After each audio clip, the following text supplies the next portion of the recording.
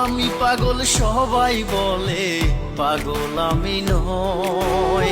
যার কারণে হইছি পাগল সেও পাগল কয়।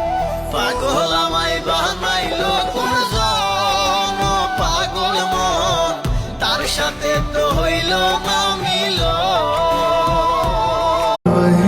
না হতে পারলাম পরিবারের ভালো ছেলে, আর না হতে পারলাম কারো ভালো বন্ধু, না হতে পারলাম কারো মনের মানুষ।